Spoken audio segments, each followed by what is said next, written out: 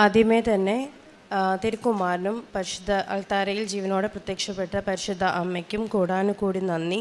ഇന്നേ ദിവസം ഈ അൾത്താരയിൽ വന്ന് എനിക്ക് എൻ്റെ സാക്ഷ്യം പറയാൻ സാധിച്ചതിനെ ഓർത്ത് ഞാൻ മാതാവിനും ഈശോയ്ക്കും നന്ദി പറയുന്നു. ഞാൻ ആദ്യമായി ഓൺലൈൻ ഉടമ്പടി എടുക്കുന്നത് 2022 അത് എൻ്റെ ഇളയ മകന് വേണ്ടിയിട്ടാണ്. മകന് പെട്ടെന്നൊരു പനി വരികയും, ഞാൻ വിദേശത്താണ് ജോലി ചെയ്യുന്നത്, ഇസ്രായേലിലാണ് ജോലി ചെയ്യുന്നത്. അപ്പോൾ അമ്മ വിളിച്ചിട്ട് പറയുന്നു കുഞ്ഞിന് തീരെ വയ്യ, കിംസിലേക്ക് പെട്ടെന്ന് മാറ്റിയിട്ടുണ്ടെന്ന് പറയുകയും ചെയ്യുന്നു. കുഞ്ഞ് തളർന്ന ഒരവസ്ഥയിലായിരുന്നു, കാലുകൾ തളർന്ന് നടക്കാൻ പറ്റാത്തൊരവസ്ഥയിലായിരുന്നു, വീൽ ചെയറിലായിരുന്നു. അങ്ങനെ അവിടുത്തെ ഡോക്ടർമാർ, ന്യൂറോളജിസ്റ്റ് വരെ 99% മോന് DMD എന്ന് പറയുന്ന ഡ്യൂഷൻസ് മസ്കുലർ ഡിസ്ട്രഫി എന്ന് പറയുന്ന മസിൽസിനെ ബാധിക്കുന്ന ഒരു രോഗമാണെന്ന് പറയുന്നു. 99% അവർ പറഞ്ഞിരുന്നത്. പക്ഷേ അന്ന് ഇങ്ങനെ ഞാൻ ഉടമ്പടി എടുത്ത് പ്രാർത്ഥിക്കുകയും അതിൻ്റെ ഫലമായിട്ട് 15 ദിവസങ്ങൾക്ക് ശേഷം ഈ ജനറ്റിക്കൽ ടെസ്റ്റിന് കൊടുക്കുകയും ആ ടെസ്റ്റ് ചെയ്ത് കഴിഞ്ഞപ്പോൾ റിസൾട്ട് നെഗറ്റീവായിട്ട് വരികയുമായിരുന്നു ചെയ്തിരുന്നത്. ഡോക്ടർമാർ തന്നെ വളരെയധികം വലിയൊരു അത്ഭുതം എന്ന് തന്നെയാണ് ആ ഡോക്ടർ ഞങ്ങളോട് പറഞ്ഞിരുന്നത്. അതിപ്പോഴും എൻ്റെ ഫോണിലൊരു റെക്കോർഡായിട്ട് കിടപ്പുണ്ട്. കാരണം അത്രയ്ക്ക് വലിയൊരു അത്ഭുതമാണ് അന്ന് ഞങ്ങൾക്ക് ദൈവം ചെയ്തു തന്നത്. പക്ഷേ അതിനുശേഷം ഞാൻ ആ ഉടമ്പടി ഉഴപ്പുകയായിരുന്നു. അതിനുശേഷം ഞാൻ പ്രാർത്ഥനാ ജീവിതമോ ഒന്നും നയിക്കാതെ മുന്നോട്ട് പോയിരുന്നു. വലിയ പ്രാർത്ഥന, ദൈവത്തിന് ഒരു പ്രാധാന്യവും കൊടുക്കാതെയാണ് ഞാൻ പിന്നീട് അങ്ങോട്ട് മുന്നോട്ട് പോയിക്കൊണ്ടിരുന്നത്. എന്നാൽ 2023 നാട്ടിൽ ഞാൻ വെക്കേഷന് വന്ന സമയത്ത് എനിക്ക് ഒരു കഫക്കെട്ട് പോലെ വന്നിട്ട് ഞാനൊരു ഹോസ്പിറ്റലിൽ പോയി എല്ലാ ടെസ്റ്റുകളും നടത്തുകയായിരുന്നു. അപ്പോൾ അതിൽ ECG എടുത്തതിൽ എനിക്കൊരു വേരിയേഷൻ കാണിച്ചു. അപ്പം വേറെ കാർഡിയോളജിസ്റ്റിനെ കാണിച്ചപ്പോൾ എനിക്കൊരു സൈലൻറ്റ് അറ്റാക്ക് കഴിഞ്ഞതാണെന്നാണ് പറഞ്ഞിട്ടുണ്ടായിരുന്നത്. അപ്പം പക്ഷേ എനിക്ക് തിരിച്ചു പോകേണ്ട സമയമായതിന് 2 ദിവസം മാത്രമേ ഉണ്ടായിരുന്നുള്ളൂ. ഒരു ടെസ്റ്റുകളോ ഒരു കാര്യങ്ങളോ എനിക്ക് നടത്താൻ സാധിച്ചില്ല അതിൻ്റെ. അങ്ങനെ ഞാൻ വളരെയധികം ഭയപ്പെട്ടുകൊണ്ടാണ് തിരിച്ച് ഞാൻ ഇസ്രായേലിലേക്ക് പോയതും അവിടെ ജോലി ചെയ്യുന്നു. ഒരു ദിവസം പോലും നേരെ ചൊവ്വേ ഉറങ്ങാൻ പറ്റില്ലായിരുന്നു. കാരണം ഒരു ചെറിയ ഒരു അസ്വസ്ഥത നെഞ്ചിന് തോന്നിയാൽ തന്നെ ഭയമായിരുന്നു. നാളെ രാവിലെ എഴുന്നേൽക്കുമോ എന്നുള്ളൊരു ഭയമായിരുന്നു. അങ്ങനെ ഇരുന്നപ്പോൾ 2025 ജാനുവരി ഒരു 13-ാം തീയതി ആയപ്പോൾ രാത്രി ഞാൻ പെട്ടെന്നൊന്ന് കൊളാപ്സ് ആവുകയും പാൽപിറ്റേഷനും ഇതൊക്കെ കൂടിയിട്ട് നെഞ്ചുവേദന പോലെ വന്നിട്ട് എന്നെ പെട്ടെന്ന് ഹോസ്പിറ്റലൈസ് ചെയ്യുകയും ചെയ്തിട്ടുണ്ടായിരുന്നു. അപ്പോൾ ഒരു 24 hours ഞാൻ എമർജൻസിയിലായിരുന്നു. അങ്ങനെ അവിടെ ടെസ്റ്റ് ചെയ്തപ്പോൾ ECGയിൽ വേരിയേഷൻ കാണിക്കുന്നുണ്ട്. പക്ഷേ ട്രോപ്പോണിൻ ചെയ്തപ്പോൾ അത് നെഗറ്റീവായിട്ടാണ് വരുന്നത്. അപ്പോൾ ഫർദർ ടെസ്റ്റുകൾക്കായിട്ട് അവർ നിർദ്ദേശിച്ചിട്ടുണ്ടായിരുന്നു, സ്കാനിങ്ങും ആൻജിയോഗ്രാമും പോലുള്ള ടെസ്റ്റുകൾക്ക്. പക്ഷേ അവിടെ ഒരുപാട് സ്ലോയാണ്, മെഡിക്കൽ നമുക്ക് സഹായം കിട്ടണമെന്നുണ്ടെങ്കിൽ നല്ല സ്ലോയാണ്. അപ്പോൾ എനിക്ക് ട്രോപ്പോണിൻ നെഗറ്റീവ് ആയിരുന്നത് കൊണ്ട് തന്നെ അവർ ജൂലൈയിലേക്കാണ് എനിക്ക് അതിനുള്ള ഡേറ്റ് തന്നത്. പക്ഷേ എനിക്ക് അതുവരെ മുന്നോട്ട് പോകാൻ വളരെ ബുദ്ധിമുട്ടായിരുന്നു. ഞാൻ ഭയന്നാണ് ജീവിച്ചുകൊണ്ടിരുന്നത്. അങ്ങനെ ഇരുന്നപ്പോഴാണ് ഞാൻ ഈ ഒരു ജാനുവരി 30-ാം തീയതി ആയപ്പോൾ പെട്ടെന്ന്, അതുവരെ ഇല്ലാതെ ഞാൻ കൃപാസനത്തിൻ്റെ യൂട്യൂബ് ചാനൽ ഒന്നും ഫോളോ ചെയ്തിട്ടില്ലായിരുന്നു. ഞാൻ ദൈവവിശ്വാസം തീരെ ഇല്ലാതിരുന്ന വ്യക്തിയായിരുന്നു. അങ്ങനെ ഇരുന്നപ്പോൾ ആ ഒരു ജാനുവരി 30-ാം തീയതി പെട്ടെന്ന് എൻ്റെ മുമ്പിലേക്ക് കൃപാസനത്തിലെ ഒരു സാക്ഷ്യം കടന്നു വരികയായിരുന്നു. ആ സാക്ഷ്യമാണ് ഇന്ന് എന്നെ ഇവിടെ നിർത്താനായിട്ട് സഹായിച്ചത്. ആ സാക്ഷ്യത്തിലൂടെ ഞാൻ വീണ്ടും മറ്റ് സാക്ഷ്യങ്ങൾ കാണാൻ തുടങ്ങി. അപ്പോൾ എനിക്കും എൻ്റെ പ്രശ്നത്തിനും ഇവിടെ നിന്നൊരു പരിഹാരം ഉണ്ടാകുമെന്ന് എൻ്റെ മനസ്സിൽ ആരോ പറയുന്നത് പോലെ തോന്നി. അങ്ങനെ ഫെബ്രുവരി 1-ാം തീയതി ഞാൻ ഓൺലൈനിൽ ഉടമ്പടി എടുക്കുകയായിരുന്നു. ആ 1-ാം തീയതി എടുത്തെങ്കിൽ പോലും ഞാൻ ഇവിടുത്തെ പ്രാർത്ഥനകൾ മാത്രമായിരുന്നു ഞാൻ ചൊല്ലിക്കൊണ്ടിരുന്നത്. പ്രത്യക്ഷണ പ്രാർത്ഥനയും ഉടമ്പടി പ്രാർത്ഥനയും മാത്രമായിരുന്നു. എന്നിട്ട് പോലും ഞാൻ ജപമാല എന്ന് പറയുന്ന ആ ഒരു ഇതിലേക്ക് ഞാൻ തിരിഞ്ഞിട്ടില്ലായിരുന്നു. പക്ഷേ ഇവിടുത്തെ അച്ഛൻ്റെ ഉടമ്പടി ധ്യാനം, ഞാൻ അന്ന് ആദ്യത്തെ ധ്യാനം ഞാൻ കാണുന്ന സമയത്ത് അച്ഛൻ ജപമാലയെക്കുറിച്ച് പറയുകയും ജപമാല ചൊല്ലുന്നതിനെക്കുറിച്ചും ദിവ്യബലി പങ്കെടുക്കുന്നതിനെക്കുറിച്ചുമൊക്കെ പറയുകയും ചെയ്തു. അപ്പോൾ എൻ്റെ മനസ്സിലിരുന്നിട്ട് എന്നോടും ആരോ പറഞ്ഞു, നീ ജപമാല ചൊല്ലണം എന്ന് പറഞ്ഞു. ഞാൻ ഒറ്റയ്ക്ക് ജപമാല ഇന്ന് വരെ ചൊല്ലിയിട്ടില്ല. വീട്ടിൽ തന്നെ ജപമാല ചൊല്ലാൻ പറഞ്ഞാലും ഞാൻ ഉറക്കം തൂങ്ങുകയായിരുന്നു പതിവ്. പക്ഷേ അന്ന് ആ ഒരു ക്ലാസ് കണ്ടതിന് ശേഷം ഫെബ്രുവരി 4 എന്ന് പറയുന്ന ആ ഒരു ദിവസം തൊട്ട് ഇന്ന് വരെ ആരും കൂടെ ഇല്ലാതെ പോലും ഞാൻ ഒറ്റയ്ക്ക് ജപമാല ചൊല്ലാറുണ്ട്, ജപമാല ചൊല്ലി പ്രാർത്ഥിക്കാറുണ്ട്. എൻ്റെ ജീവിതത്തിൽ ഉടമ്പടിയിലൂടെ കിട്ടിയ ഏറ്റവും വലിയ അനുഗ്രഹമാണ് ദൈവത്തിലേക്ക് എനിക്ക് തിരിയാൻ സാധിച്ചു എന്നത്.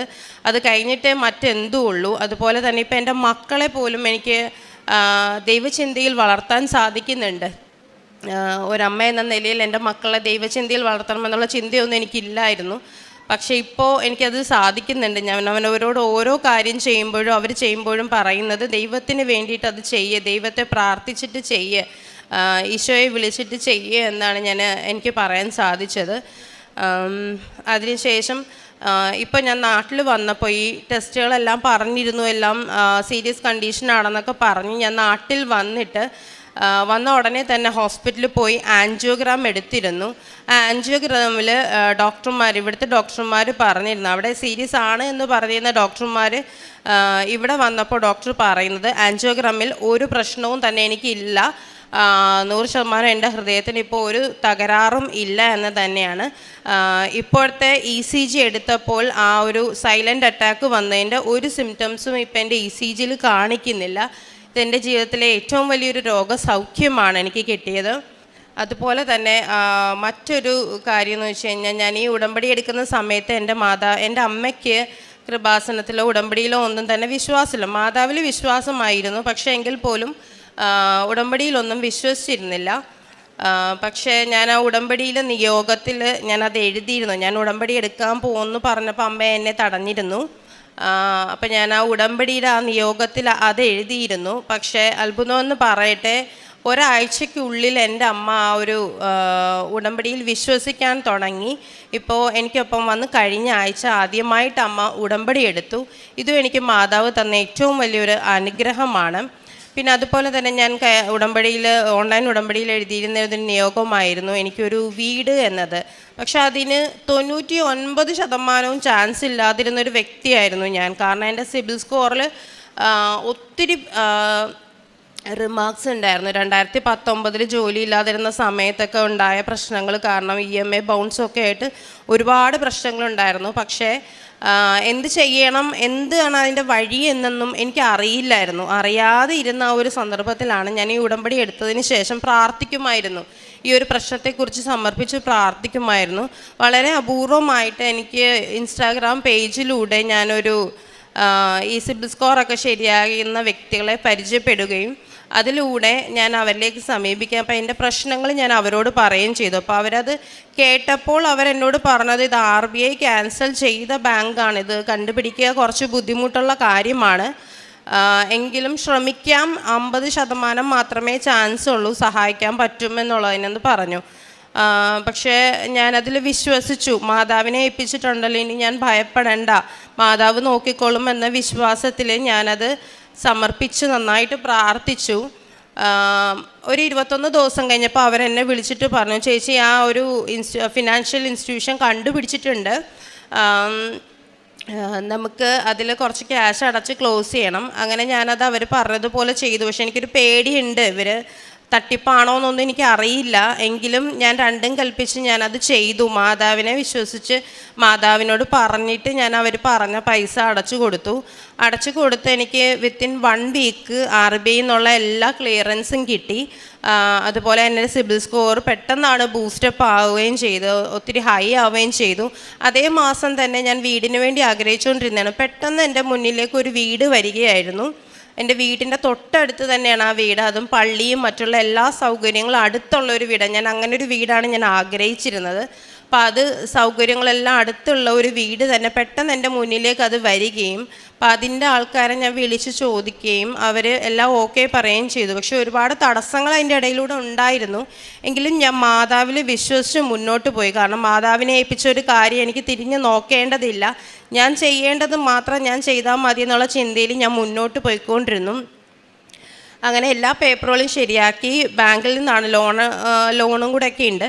അപ്പം ഞാൻ നാട്ടിലെത്തി. പോയി കഴിഞ്ഞ മെയ് 15 ഞാൻ നാട്ടിലെത്തിയത് വീടിൻ്റെ ആവശ്യത്തിന് വേണ്ടിയിട്ടൊക്കെ ആയിട്ട്. അങ്ങനെ ലോണിന് കൊടുത്തിട്ടുണ്ടായിരുന്നു. പക്ഷേ ഇവിടെ വന്നതിന് ശേഷവും ഭയങ്കരമായ ഡിലേ. അപ്പം ഞാൻ ഇസ്രായേലിൽ വെച്ച് പറഞ്ഞിട്ടുണ്ടായിരുന്നു ഞാൻ നാട്ടിൽ വന്ന 2 ദിവസത്തിനുള്ളിൽ തന്നെ കൃപാസനം വരുമെന്ന്. പക്ഷേ 2 ദിവസം കഴിഞ്ഞു, 5 ദിവസം കഴിഞ്ഞു, ഞാൻ കൃപാസനത്തിൽ വന്നിട്ടില്ലായിരുന്നു. ഈ ബാങ്കിൻ്റെ പുറകെ ഓരോ പേപ്പറുകൾ ശരിയാക്കാൻ വേണ്ടി ഓടുകയായിരുന്നു. അങ്ങനെ എനിക്ക് മനസ്സിലായി. അങ്ങനെ ഞാൻ സങ്കടപ്പെട്ട് ഒരുപാട് വിഷമിച്ചിരുന്നപ്പോൾ രാവിലെ എൻ്റെ മോനെ വേദോപദേശത്തിന് പള്ളിയിൽ കൊണ്ടാക്കാൻ പോയതാണ്. അപ്പോൾ എൻ്റെ വലതുവശത്ത് ഞാൻ കണ്ടത് ഒരു കൃപാസനം പത്രമായിരുന്നു ഞാൻ ഇരുന്നതിൻ്റെ തൊട്ടടുത്ത്. അപ്പോൾ എനിക്ക് എന്തോ പെട്ടെന്നൊരു ഉൾവിളി പോലെ തോന്നി. മാതാവ് എന്നോട് ഇവിടേക്ക് വരാൻ പറയുന്നതായിട്ട് എനിക്ക് തോന്നി. അങ്ങനെ അന്നേ ദിവസം തന്നെ ഞാൻ വീട്ടിൽ ചെന്ന് എൻ്റെ അമ്മയോട് കാര്യം പറഞ്ഞു. എനിക്ക് കൃപാസനത്തിൽ പോകണം, ഇനി താമസിക്കാൻ പറ്റത്തില്ല എന്ന് പറഞ്ഞു. അപ്പം തന്നെ ഞാൻ വീട്ടിൽ നിന്ന് ഒരു 9:30 കൂടി വീട്ടിൽ നിന്ന് ഇറങ്ങി ഇവിടെ ഒരു ഉച്ചയായപ്പോഴത്തേക്ക് എത്തി. വന്ന് പ്രാർത്ഥിച്ചു. അപ്പോഴും ഞാൻ ഉടമ്പടി എടുത്തിട്ടില്ല, പോകുന്നതിന് മുമ്പ് ഉടമ്പടി എടുക്കാമെന്നുള്ളൊരു ചിന്തയിലായിരുന്നു ഇരുന്നത്. അങ്ങനെ ഞാൻ പ്രാർത്ഥിച്ച് ബാങ്കിൽ നിന്ന് വിളി വരുന്നില്ല, ഒപ്പിടാനായിട്ട് വിളിക്കുന്നില്ല, ആകെ വല്ലാത്തൊരു ധർമ്മസങ്കടത്തിലായിരുന്നു. അങ്ങനെ ഞാൻ തിരിച്ച് ഇവിടുന്ന് ഇറങ്ങാനായിട്ട് എൻ്റെ ആദ്യത്തെ കാല് ഞാൻ എടുത്തു വെച്ചു കൃപാസനത്തിൻ്റെ ആ ഒരു ഇതിൽ നിന്നും. രണ്ടാമത്തെ കാല് എടുത്ത് വെക്കുന്നതിന് തൊട്ട് മുമ്പ് എൻ്റെ ഫോണിലേക്ക് ബെല്ല് വരികയാണ്. അപ്പം ഞാൻ ഇതിനകത്ത് നിന്നുകൊണ്ട് തന്നെയാണ് ഞാൻ കോൾ അറ്റൻഡ് ചെയ്തത്. കോൾ നോക്കിയപ്പോൾ ബാങ്കിൻ്റെ കോളായിരുന്നു. അപ്പം ഞാൻ അകത്ത് നിന്നുകൊണ്ട് തന്നെ കോൾ അറ്റൻഡ് ചെയ്തപ്പോഴത്തേക്ക് പറഞ്ഞു എത്രയും പെട്ടെന്ന് വന്നിട്ട് ബാങ്കിൽ ഒപ്പിടണമെന്ന് പറഞ്ഞു. അപ്പോൾ ഇവിടെ ഓൾറെഡി 4 മണി ആയിട്ടുണ്ടായിരുന്നു. അപ്പോൾ കൊല്ലം വരെ പോകുക അസാധ്യമായിട്ടുള്ളൊരു കാര്യം തന്നെയായിരുന്നു. പക്ഷേ രണ്ടും കൽപ്പിച്ച് ഞാനിവിടെ നിന്നിട്ട് പറഞ്ഞു, സഞ്ചാരി മാതാവേ, സമയഘടികാരം കയ്യിലേന്തി അമ്മ എന്നെ കൃത്യസമയത്തിന് അവിടെ ചെന്നിട്ട് എനിക്ക് ഒപ്പിടാൻ സാധിക്കണേന്ന് പറഞ്ഞു. അത് പ്രാർത്ഥിച്ചിട്ടാണ് ഞാൻ പോയത്. വിശ്വാസ പ്രമാണം ചൊല്ലിയിട്ടാണ് ഞാൻ ഇവിടുന്ന് പോയിക്കൊണ്ടിരുന്നത്. പക്ഷേ കൃത്യമായ സമയത്തിൽ ബാങ്ക് ക്ലോസ് ചെയ്യുന്നതിന് തൊട്ട് മുമ്പായിട്ട് എനിക്ക് പോയി ഒപ്പിടാൻ സാധിക്കുകയും 2 ദിവസത്തിനുള്ള എൻ്റെ ലോൺ പാസ്സാവുകയും എനിക്ക് എൻ്റെ വീട് എന്നൊരു സ്വപ്നം എനിക്ക് സ്വന്തമാക്കാനും സാധിച്ചു. അതിനും പരിശുദ്ധ അമ്മയ്ക്കും തിരുക്കുമ്പാനും 1000 നന്ദി. അതുപോലെ തന്നെ ഞാൻ ഈ ഉടമ്പടി എടുത്ത സമയത്ത് ഈ വീട് ലഭിക്കുകയാണെങ്കിൽ ഞാൻ കൃപാസനം എന്നുള്ളൊരു പേരിടാമെന്ന് പറഞ്ഞിട്ടുണ്ടായിരുന്നു. പക്ഷെ അതിന് ഒരുപാട് പേര് എതിർത്തു. പക്ഷേ എങ്കിലും എൻ്റെ ഒരൊറ്റ ഒരു പിടിവാശിയിൽ ഞാനതിന് കൃപാസനം എന്നാണ് അമ്മ മാതാവ് എനിക്ക് തന്ന സമ്മാനത്തിന് ഞാൻ ഇട്ടേക്കുന്ന പേര്. ഇതൊക്കെയാണ് എനിക്ക് ഈ ഉടമ്പടിയിലൂടെ എനിക്ക് ലഭിച്ച ഏറ്റവും വലിയ അനുഗ്രഹങ്ങൾ. പിന്നെ അതുപോലെ തന്നെ ആത്മീയ കാര്യങ്ങൾ എന്തൊക്കെയാണെന്ന് വെച്ച് കഴിഞ്ഞാൽ എനിക്ക് ഈ ജപമാല ചൊല്ലാൻ സാധിച്ചു. പക്ഷേ എനിക്ക് ജോലി ചെയ്യുന്ന സ്ഥലത്ത് ദിവ്യബലിയിൽ പങ്കെടുക്കാൻ സാധിക്കില്ല. എങ്കിൽ പോലും ഞാൻ ഓൺലൈനിലൂടെ ദിവ്യബലി എല്ലാ ദിവസവും മുടങ്ങാതെ കാണാറുണ്ട്. കരട ജപമാലയും മറ്റുള്ള എല്ലാ പ്രാർത്ഥനകളും ഞാൻ സജീവമായിട്ട് ഇപ്പോൾ പങ്കെടുക്കാറുണ്ട്. ഇസ്രായേലിലുള്ള ഗ്രൂപ്പുകളിലൊക്കെ ആണെങ്കിലും എനിക്ക് കിട്ടിയ അനുഗ്രഹത്തെക്കുറിച്ച് ഞാൻ പറയാറുണ്ട്. എൻ്റെ സ്റ്റാറ്റസുകളിലാണെങ്കിലും പോലും എനിക്ക് ലഭിച്ച അനുഗ്രഹങ്ങളെക്കുറിച്ച് ഞാൻ എഴുതിയിട്ടും മറ്റുള്ളവരെ അറിയിക്കാറുണ്ട്. അങ്ങനെ ഒരുപാട് പേര് എന്നോട് ചോദിച്ച് ഇപ്പോൾ അത് അവർക്കും പറഞ്ഞു കൊടുക്കാനായിട്ട് എനിക്ക് സാധിക്കുന്നുണ്ട്. പ്രേക്ഷിത പ്രവർത്തനമായിട്ട് ഞാൻ ചെയ്യുന്ന കാര്യങ്ങൾ വെച്ചാൽ പത്രം ഞാൻ ഇവിടുന്ന് വാങ്ങിയിട്ടുണ്ട്. പക്ഷേ എല്ലാവർക്കും കൊടുക്കാൻ സാധിച്ചിട്ടില്ല. കുറച്ച് പേർക്ക് മാത്രമേ കൊറിയർ ചെയ്യാൻ സാധിച്ചിട്ടുള്ളൂ. ബാക്കി ഞാൻ ഇസ്രായേലിലേക്ക് കൊണ്ടുപോയി അവിടെ ഉള്ളവരെ കൂടി എനിക്ക് ലഭിച്ച അനുഗ്രഹങ്ങൾ അറിയിക്കണം പത്രത്തിലൂടെ. അപ്പോൾ അതിനായിട്ട് ഞാൻ പാക്ക് ചെയ്ത് വെച്ചേക്കുകയാണ്. കാരുണ്യപ്രവൃത്തികളായിട്ട് ഞാൻ ചെയ്യാറുള്ളത് മുമ്പ് തന്നെ ഞാൻ എല്ലാവരെയും സഹായിക്കാറൊക്കെ ഉണ്ടായിരുന്നു എന്നെക്കൊണ്ട് പറ്റുന്ന പോലെ. പക്ഷേ ഇപ്പോൾ ഞാൻ യേശുവിൻ്റെ നാമത്തിലാണ് അത് ഓരോ കാര്യങ്ങളും ഞാൻ ചെയ്യാറുള്ളത്. ഈശോയ്ക്ക് വേണ്ടിയിട്ട് എന്ന് പറഞ്ഞിട്ടാണ് ചെയ്യാറുള്ളത്.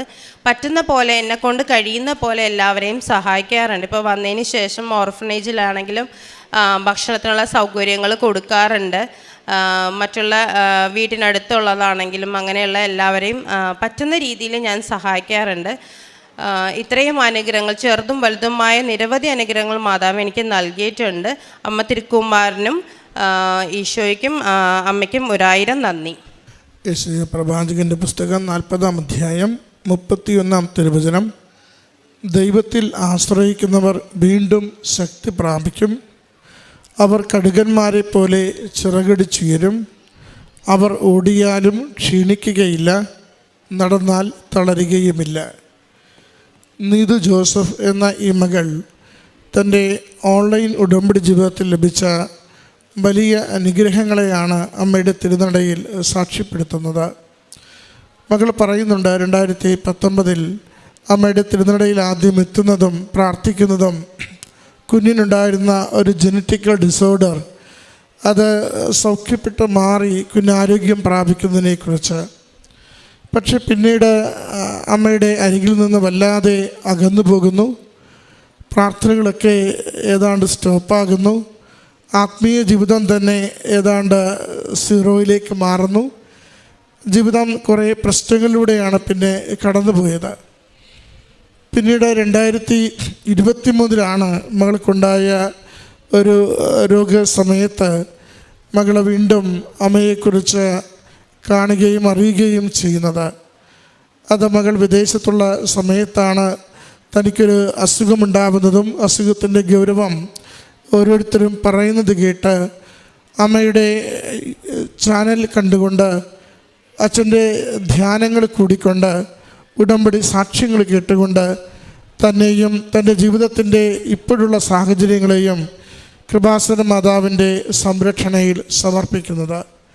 മകൾ പറയുന്നുണ്ട്, നാട്ടിൽ വന്ന് പിന്നീട് പരിശോധിക്കുമ്പോൾ തനിക്ക് ഹൃദയ സംബന്ധമായ രോഗത്തിൻ്റെ യാതൊരു കുഴപ്പവുമില്ലാതെ വിഷയവുമില്ലാതെ പൂർണ്ണ ആരോഗ്യവതിയാണ് എന്ന് ഡോക്ടർമാർ സാക്ഷ്യപ്പെടുത്തിയത്. ഇവിടെ തുടർ ചികിത്സയ്ക്ക് വേണ്ടിയാണ് നാട്ടിലേക്ക് എത്തിയത്. എന്നാൽ അമ്മ മാതാവ് ഡോക്ടറെ കാണുമ്പോൾ പൂർണ്ണ ആരോഗ്യമുണ്ട് എന്നതാണ് മകളെ അറിയിക്കുന്നത്. അതാണ് മകൾ സൂചിപ്പിച്ച പ്രധാന വിഷയം. രണ്ടാമത്, ആകെ ജീവിതം കലുഷിതമായി പോവുകയും കൈകളിലൊന്നുമില്ലാതെ ദാരിദ്ര്യവും കടവും കൊണ്ട് വല്ലാത്ത വിഷമാവസ്ഥയിലിരിക്കുമ്പോഴാണ് ഒരു വീടിനെക്കുറിച്ച് ചിന്തിക്കുന്നതും സ്വന്തമാക്കുവാൻ ആഗ്രഹിക്കുന്നതും. അതിന് ലോൺ നടപടികൾക്ക് വേണ്ടി പോകുമ്പോഴാണ് സിബിൽ സ്കോർ ഏറെ കുറഞ്ഞിരിക്കുന്നത് കൊണ്ട് ലോണൊന്നും ലഭിക്കില്ല എന്ന് തിരിച്ചറിയുന്നത്. അമ്മയുടെ കരങ്ങളിലാണ് ആ വിഷയം സമർപ്പിക്കുന്നത്. ഇന്ന് ഒത്തിരി പേർ പ്രയാസപ്പെടുന്ന ഒരു മേഖലയാണ്.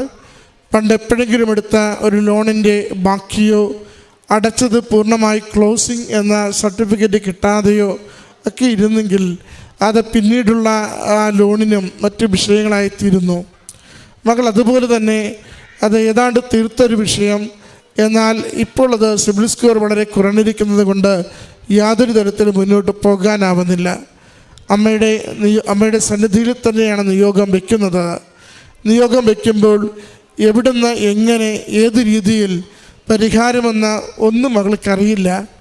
നിയോഗം വെച്ച് പ്രാർത്ഥിച്ചു കൊണ്ടിരിക്കുമ്പോൾ മകൾ സൂചിപ്പിക്കുന്നുണ്ട്, ഇൻസ്റ്റഗ്രാമിൽ ഒരു പേജ് വരികയും ആ പേജിൽ കണ്ടെത്തിയ വിവരമനുസരിച്ച് അറിയാത്ത ഒരു പരിചയവുമില്ലാത്ത എന്തായി തീരുമെന്ന് പോലും ഊഹമില്ലാത്തിടത്തേക്ക് മകൾ സന്ദേശം അയക്കുകയും ചെയ്യുന്നത്.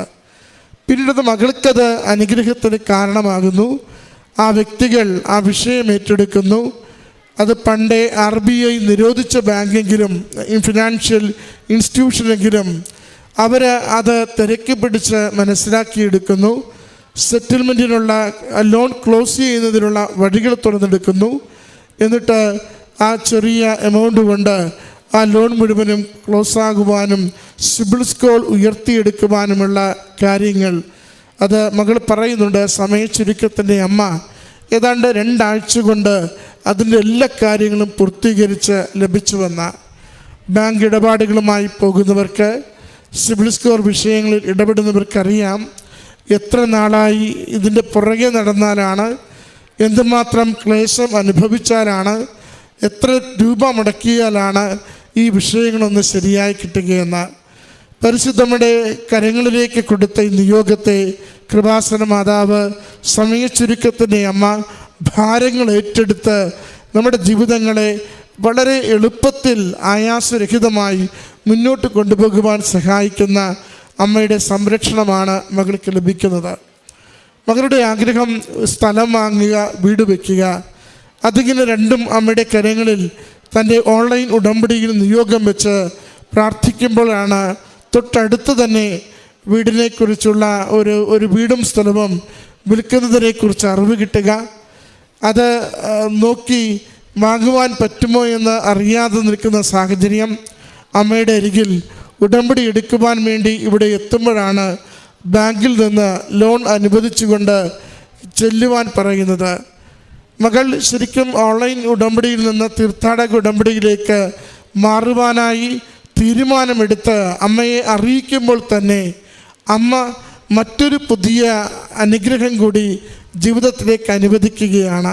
മകൾ പറയുന്നുണ്ട്, സഞ്ചാരി മാതാവിനെ വിളിച്ച് ഇവിടുന്ന് ചുരുക്ക സമയത്തിനുള്ളിൽ ബാങ്ക് അടയ്ക്കുന്നതിന് മുമ്പ് അവിടെ ചെന്ന് ഒപ്പിടുവാനും 2 ദിവസം കൊണ്ട് ലോൺ അനുവദിച്ച് കിട്ടുവാനും സാധിച്ചു വന്ന മകൾക്ക് മറ്റൊരു പേര് ശരിക്കും ആ വീടിന് ഇടാൻ പറ്റില്ല.